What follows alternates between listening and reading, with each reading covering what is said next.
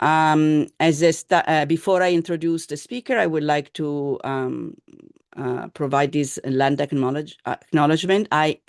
Judith is from Canada, and I live in Massachusetts. So the acknowledgement regards these two lands that were inhabited by Native people before colonization. So we respectfully acknowledge the deep and enduring relationship the First Nations, Inuit and Métis across Canada and the Massachusetts Nipmuc people in Massachusetts have with the land on which we all live.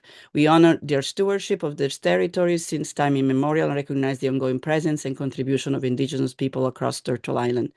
We recognize and pledge to defend the human rights of people who have suffered from systemic racism and discrimination in North America. We seek to provide a welcoming, engaging, and safe community for everyone. So, next slide, please. Our speaker today, her name is Hannah Summers. She's from MDI Biological Laboratory. MDI stands for the Mount Desert Island, which is a gorgeous place in Maine, where this laboratory is located. She's going to tell us about MicroHub, which she developed herself from scratch to try to make sense of all the different information and publications that are available to help people get started or improve their microscopy prowess. Please, Hannah, take it from here. Great. We can see now we can see your slide. Perfect. So thank you so much for Bina for inviting me today, and thank you everyone for coming. As we all know, the reality of microscopy is that it requires a lot of pre-planning before you even start using a microscope. You need to think about technique selection, fluorophore, sample preparation, acquisition parameters, analysis software. And when a user wants to try something new, often they're kind of building that protocol from scratch, even though dozens of labs in the world have done it before. And we keep reinventing the protocol, and none of us really have time for that.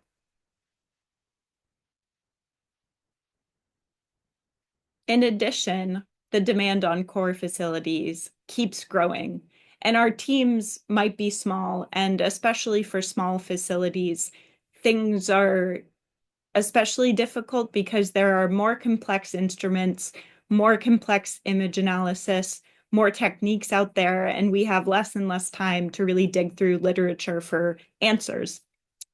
And the frustrating part is the information is out there, but it's everywhere. It's on PubMed, it's on GitHub, it's on manufacturer PDFs, or some forum post from 2019.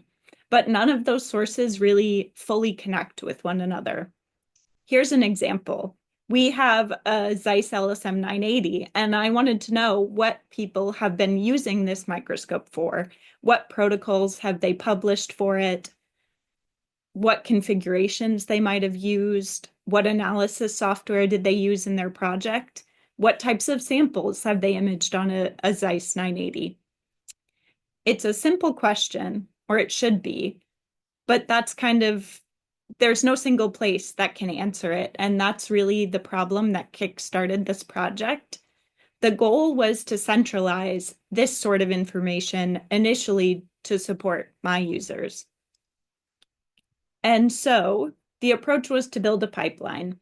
And ultimately, it's all Python based, so it's all open source. And so what we did was scrape the internet, and we were looking for full text articles related to microscopy. And we scraped them from specific journals. And I'll come back to that later because there's even more data out there. It's really a substantial amount of information. And so the second step is to isolate the materials and methods, because that's really where all of the information we want lives. And so the next step is a tagging system, and we used the regex a Python package in order to help recognize specific naming structures. And so, for example, here we can see if I have a microscope, I would get a tag related to the LSM 980. And so I started small, starting with just a few tags, but I expanded on that. So now we have things like techniques, the microscope models, fluorophore, organisms, software, sample preparation, cell lines, GitHub tools, RRIDs, institutions. So it really became something much bigger. And to make sure that these tags all fit the typical standard of the field, I also compared them to FP base for fluorophores, NCBI taxonomy for organisms, Cellosaurus for cell lines, and so on. So all of that information, again, it's out there, it's freely available, but how do we put it all together to make it useful for us? And so finally, in my organization of this project, the next step was really to verify if what we were extracting was accurate. And so this was manually checked against papers. And so for this specific paper, we have some examples from their method sections of these tags. And this is essentially the sort of tags you would see on MicroHub. And so, for example, they used mCherry as a fluorophore for imaging. And we can see it picked up mCherry, which is great. They used the Nikon A1, and that's over here. And so the more I built upon this, the more complex it got. And I was wondering, what do I do with all of this information? That was initially really to help support my users and make it easier for them to find information more quickly. But this really became bigger. And so I decided to build it into a website. And so this is MicroHub. And essentially, this is what the user interface looks like on MicroHub. And we'll come back to the protocols, the GitHub tools, and everything later. But essentially, you have all of these tags that are related to papers, and you'll be able to search techniques. So, say you wanted to do live cell imaging, that's an option you can search. If you have a Nikon spinning disk, for example, you could search for that sort of tag under the microscope, or organisms if you're working with zebrafish or mouse. There's lots of layers you can add on to really narrow down your search. And so, for example, if there was a specific technique you wanted to set up, like a storm experiment, this is what you would get when you search a paper.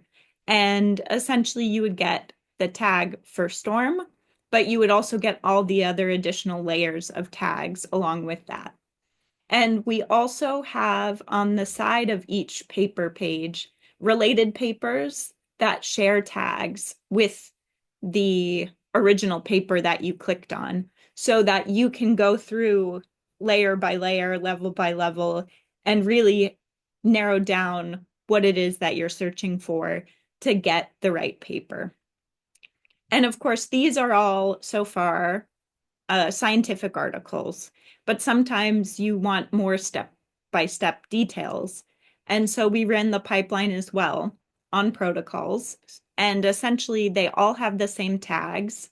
And this would allow people to get a little bit more nitty-gritty in the detail with these protocol papers. And so that is an extra step that hopefully will help people find the information that they need. And so all of the tags so far have come from the article text specifically, but we all know authors deposit data in repositories and they share analysis scripts, publish companion codes, and that information is really all over the place as well. And so I also added a GitHub tool page, which links to the paper that it was connected to.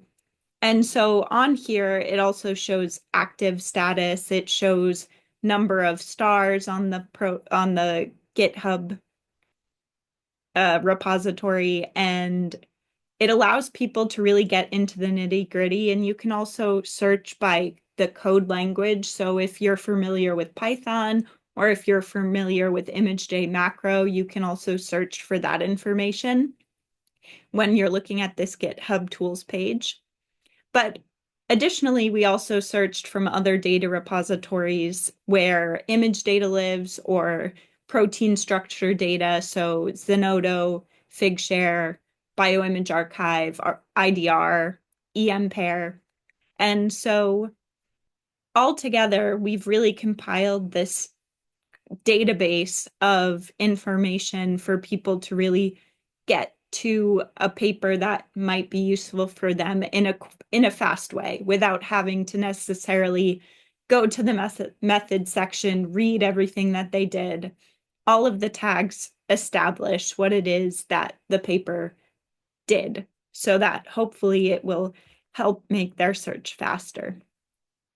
And so on top of all of that, there's also additional information that comes from labs that isn't necessarily published.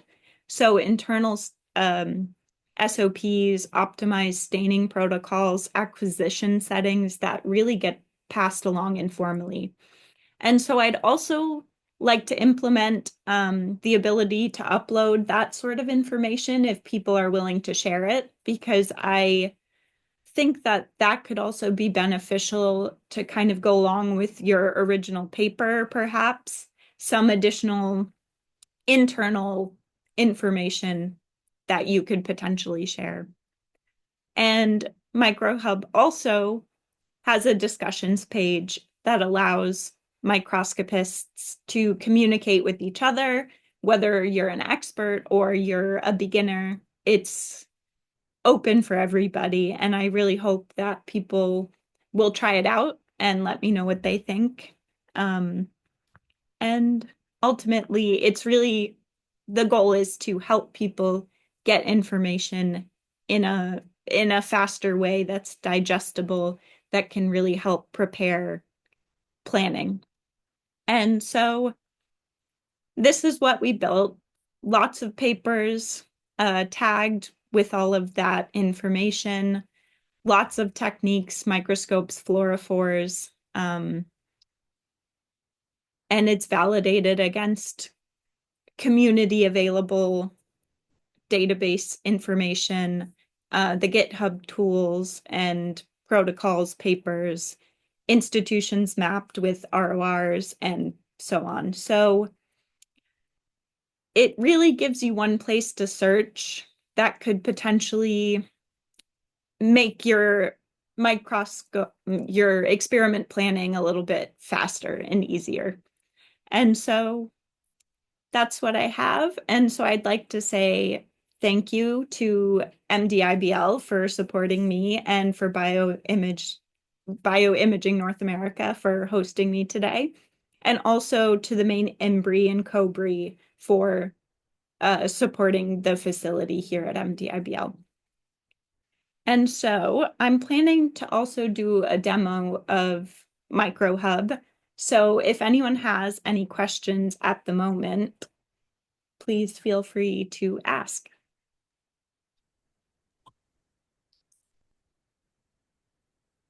This was really amazing. Can you guys hear me? Yes. We can hear you. Thank you so much. So let's open the floor, people. Thank you so much. This was really nice, and also looks very pleasing visually. Thank you. So it looks like you did some work in thinking about, the look and feel. So that's also very good. So Antoine has a question. I also have some questions, but let's start from the participants. Antoine, please. Yeah, congratulations. Honestly, it looks really cool, and I already just shared it with my whole team. And thank you for this presentation. It was very clear. Sorry, we cannot really hear you I'm very sorry. well. I'm sorry, I'm in the bus, but it's really early where I live. But it was really clear, and I already shared it with all my team. It's really useful, and thank you for making that for the community. What I'm Oh, wondering is, great. how do you intend to update this database as new paper are released? Yes. So I've already been thinking about that. Um, so there's part of my current prob predicament is really that we're hosting it on WordPress and I'm limited by the amount of information that I can upload. And so I would like to expand that.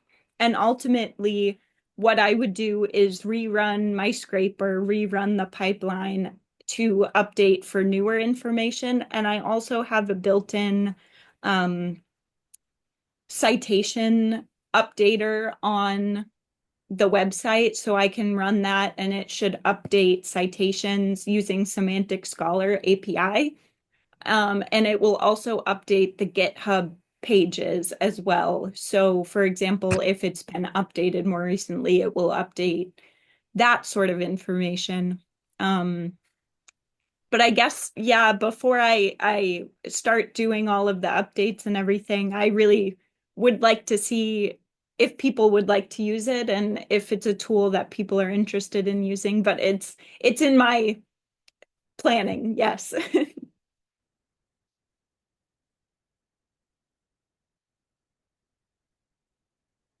Oh, you're muted, Katerina. Caroline has a question on the chat. Do you want me to read it for you, Caroline, or you want to read it yourself? You want to Oh, do I'm it yourself? here now. I haven't left Yeah. yet. Yeah, Thank you, exactly. Hannah. That was really exciting. I love the fact we're going to put all this information together in one place. It's that gathers the information. I think it's really valuable. Can you tell me about data sets and what kind of tags can we find data sets with this tool, and what kind of information do you think we'll be able to find? Yeah, so yes, there are data sets included. And I'll show that more in the demo, but there is potential to add even more data sets, even more sort of refinement of what you're trying to find within data sets. So um yeah, there's definitely room for improvement, I think, in that aspect, but there's links to all of that. So I guess I will open up that website then so we can Live all demo see it. time. Woo. So this is the interface right now. And so since we're talking about data, this is the button that leads to papers that all have been tagged that have data repositories included along with them. And so if you open up a paper, this is the paper page that you'll get. And so you'll see each of these tags will be color coded and also separated into the specific category. And so down here, we'll get to our code and software. So I also have the GitHub information as well as so like protein database here. So this is the sort of data that will be attached to each paper so that you can go through and find all of that information, and also affiliated organizations. So this comes from the people on the paper. So from each individual who's listed on the paper, it's gone and found their institution ROR information. So if we click on there, we'll get the University of Washington. And additionally, I also have figures down at the bottom as well. So if you're just really going through to look at a glance at the website, you can also see, oh, they have some protein structures here. And so it really did snowball itself, and I've gotten a lot of information all together. So yeah. Okay, so there are other questions in the chat. Oh, yes. Let me see. So Doug, if you want to ask your question.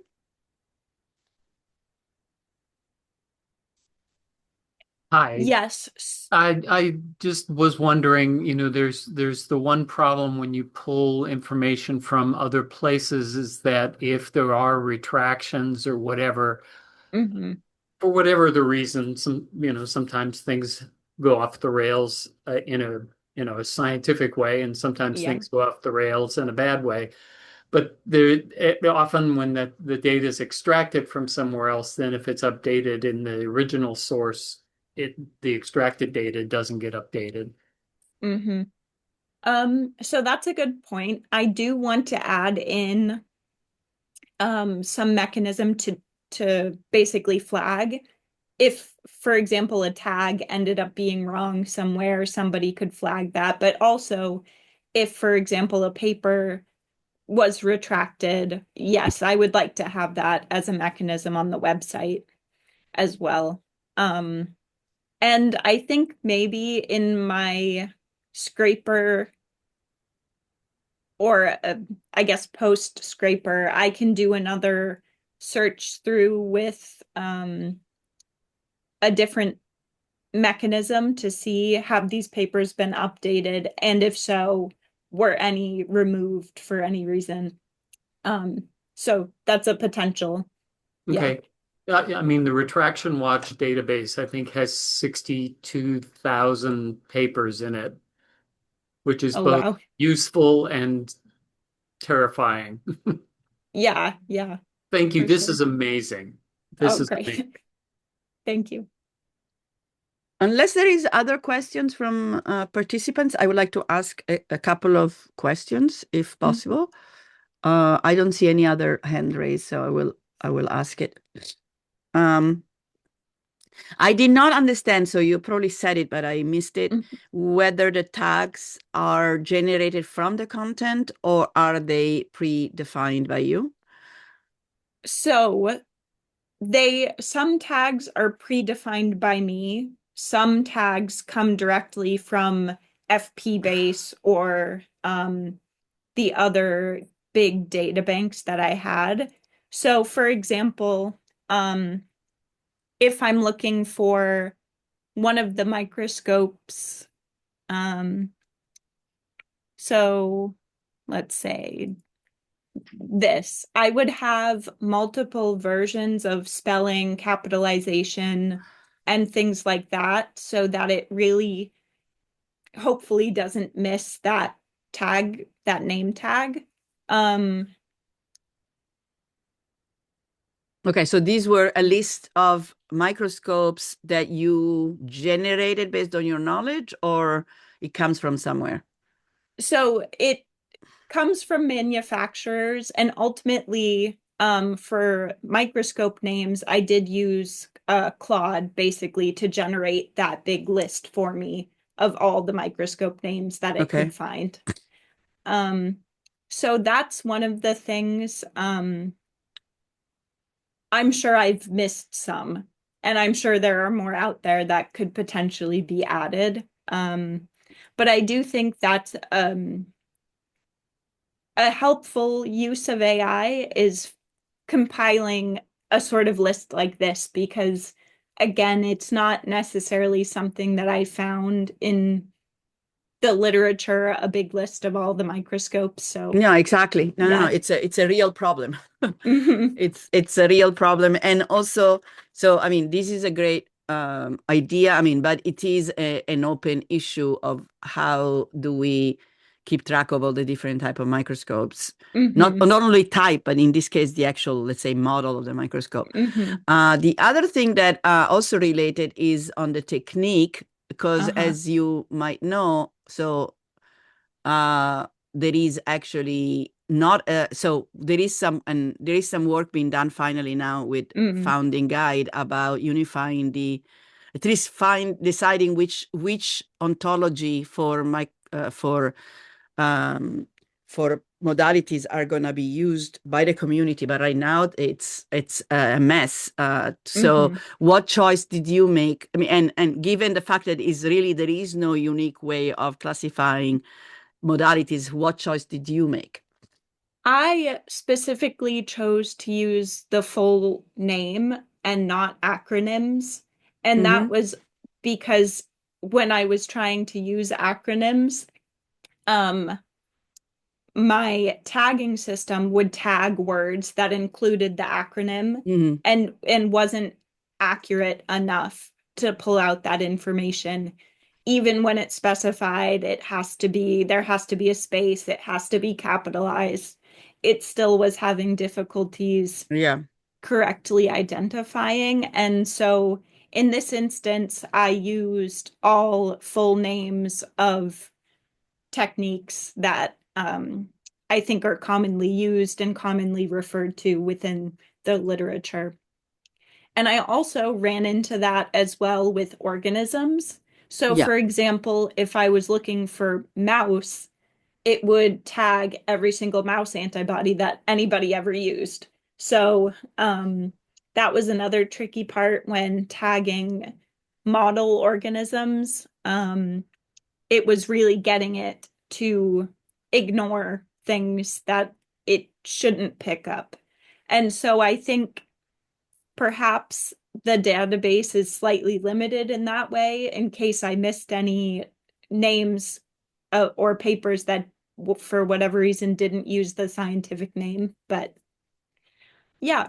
And the cell lines, for example, all come from that Cellosaurus list of cell line names. Yeah, no, I mean, these are all really, I mean, these are problems that exist, and it's nothing to do with you. I mean, you did an amazing, but the thing of, but it actually it's highlighting the reason why, ideally in the future, having a shared way of, defining a modality, or it's going to be useful, because then you can be sure to find things. But right now, this is pretty amazing what you did. So, thank you. Well, um, and if, for example, those lists come out, I would want to update to match whatever was decided to make it fit with the absolutely. accepted. Yeah, that's exactly. Yeah. Once you have the system, then it can be updated. So yeah. Yes. Once there is some decision made. Any other questions? I don't see any other comments on the chat. Well, so I would love to go through a few just to like the other pages if people have time. Yes, please. We're so still if in you can time, just so go through a demo for us, that would be fantastic. And then if other people have questions, yes, I can let you know. Great. So this currently is I was just on the home page, and this is the protocol page. And so all of the papers here were specifically taken from protocol journals. And so what you'll see for each paper, you'll see these little tags down here, and they correspond with these tag images up here. So if, for example, you were looking for, I don't know, the microscope, you would get a little microscope down here. So I will say some papers did not have the full text freely available. And so most of those papers are the ones you'll see with only like one or two tags. But if we have one where the full text was available, you'll see it has a lot more tags and it has likely more information. So this one has code and data, for example, while some of the others have fewer tags. And so that's something I need to consider. If I only get the abstract, for example, should I still include it in the database, or should I take that out and focus only on the papers that are fully taggable? And so that's another consideration that I've been wondering about. But essentially, I'll go back. And it's there's a lot of information on it, so it's a little bit slower than it used to be. So if I wanted to find a protocol that has a GitHub attached, and for example, that used live cell imaging, I could add that tag here. Yeah. And now it's loading. Yeah. So here, now I can see this is a live cell imaging paper of a Drosophila embryo. So maybe that's something I'm interested in looking at. And so here I can see all the techniques they used for imaging, the microscope model, the organism, the fluorophores that they used, sample preparation information, brands, and reagent suppliers. So, for example, if there was a reagent you wanted to get the same exact reagent, it also mentions reagent suppliers. And down here, we have the image analysis software. And we also have a category for general software. So that would be like MATLAB, Python, Excel, things that are used for image analysis, but aren't necessarily image analysis specific builds. And so here we can also see this is the Amaris GitHub repository. So we can see that also included. And then data sets. So you can also go to the data set as well and download these Amaris files, for example. So it makes it really easy to find all of those connected details and hopefully make it easier for you to replicate that experiment. And that's really the goal, is to make things easier to find. And so, for example, if we look at software here, this is specifically for the software that controls microscopes. And then here we also have analysis software. So if they used ImageJ, Fiji, Amaris, there are lots of different options for those as well. And so here now we've narrowed our search from live cell imaging with ImageJ, and they also have a GitHub repository. And so now we'll see we're narrowing our search even further, and we could potentially add a model organism. Let's see if we have any. Oh, we have one. So you can see we quickly kind of limit the number of papers that we're viewing. And so here we can see they use fluorescent microscopy and live imaging, the Leica DM6 in C. elegans, and these are the fluorophores they used, and they used ImageJ and Fiji for the analysis. And they also have a GitHub repository attached. So protocol for determining average speed of C. elegans.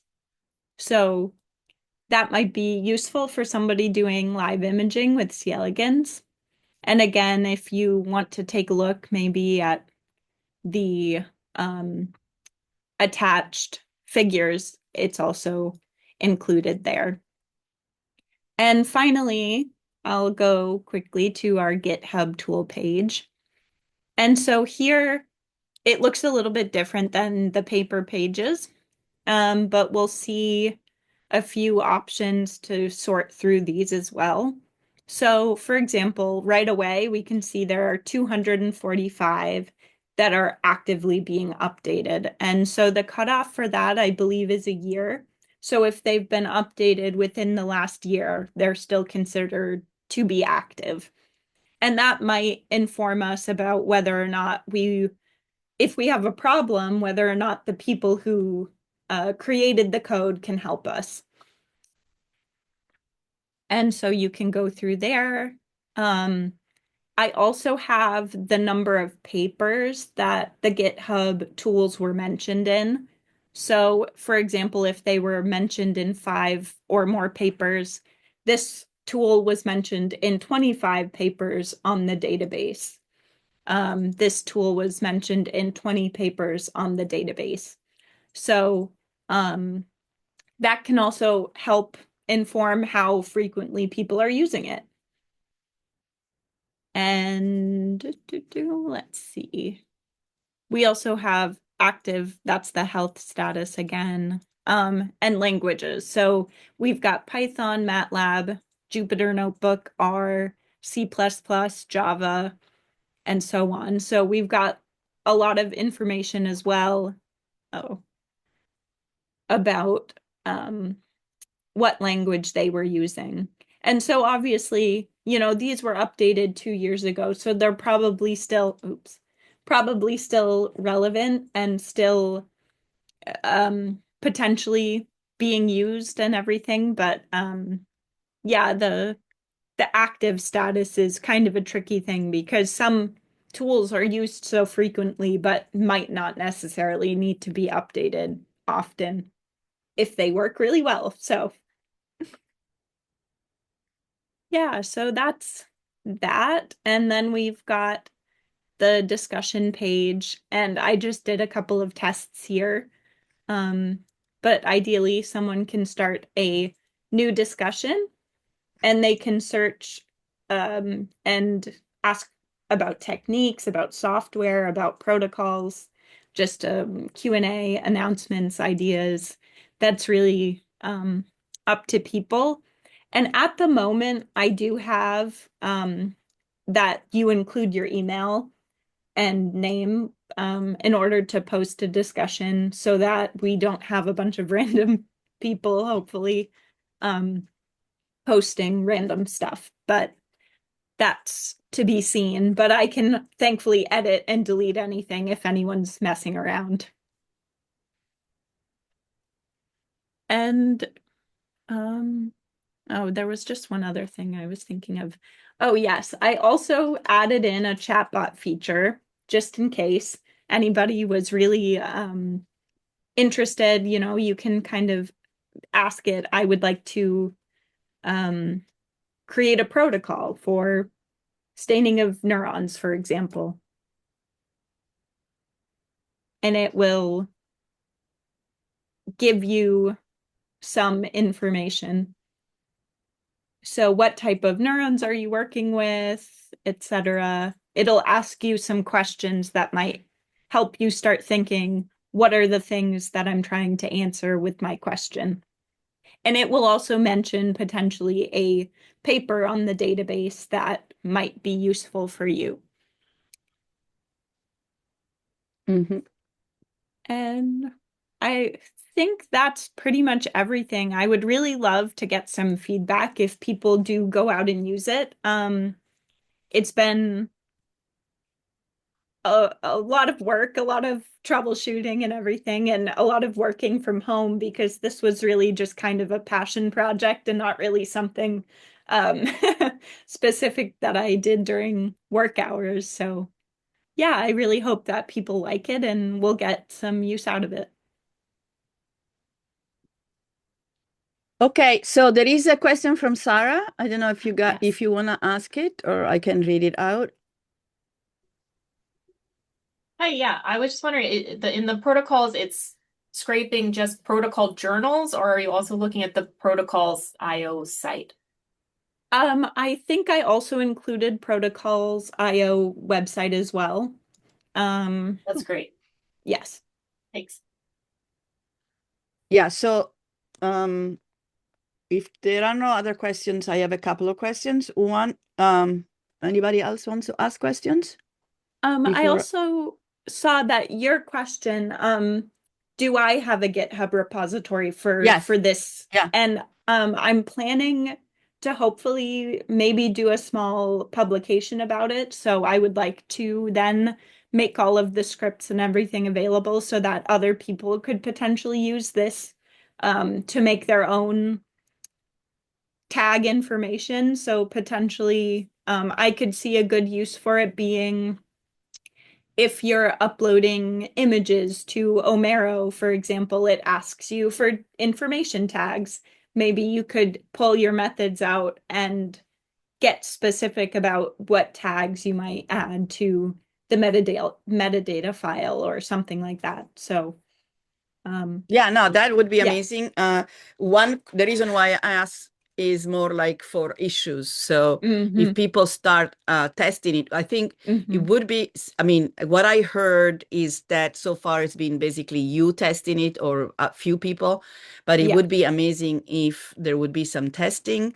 So in that case, maybe you can have a private Git. I mean, if you're concerned about making it public, you could make it private, but then, I would definitely, no, if I already started looking at it and I have had suggestions already, and I think it would be good for you to have somewhere where suggestions and issues can be requested. So maybe you can do it in a more limited fashion, but so that you can keep track of things. That would be a way. Otherwise, maybe you can, I mean, currently, what is the way for people to provide you feedback?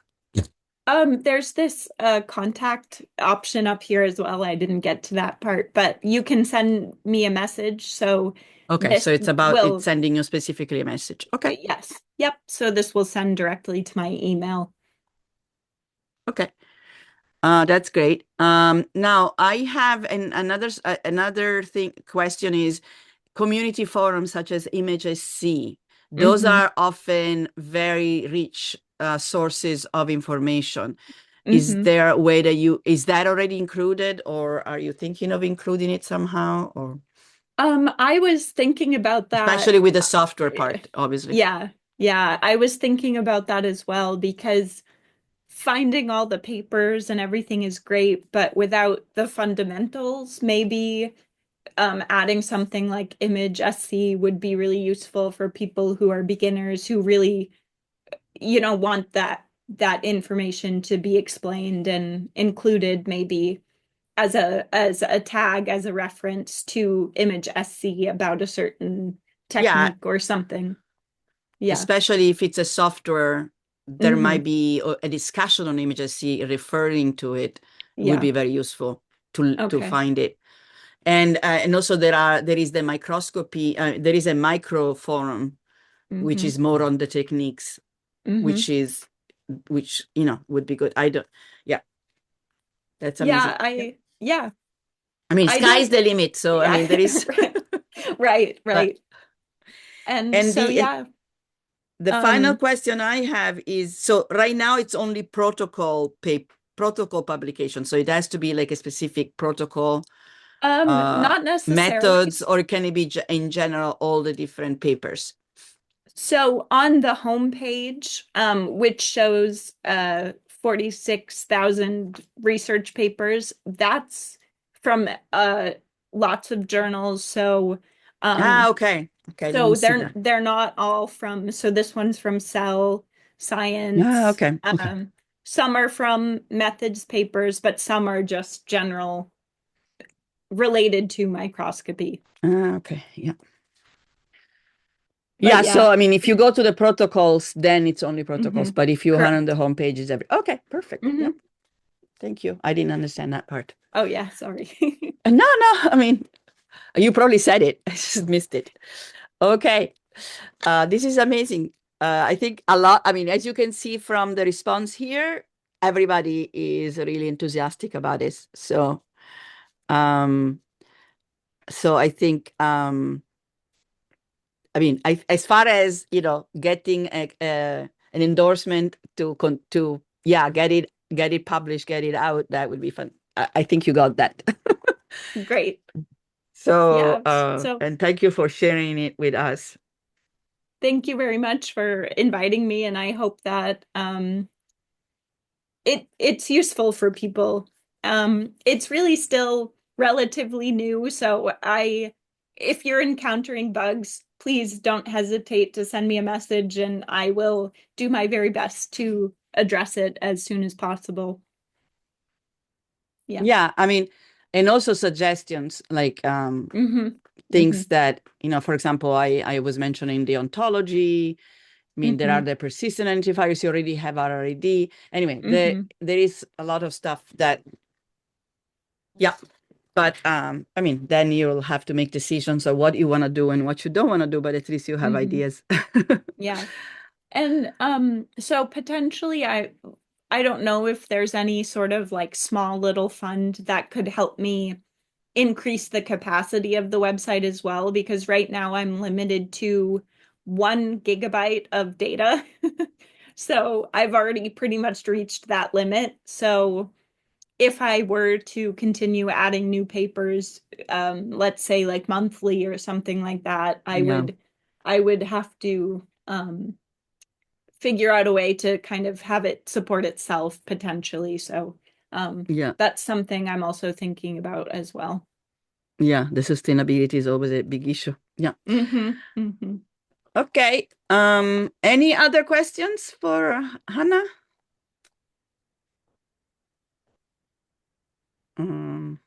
Okay. Sounds like this was if there is no other questions, I don't have any other questions, so I think we can Can I ask just one Oh, briefly? yes, please. Absolutely. So Hannah, is it okay if we share the site with our users now?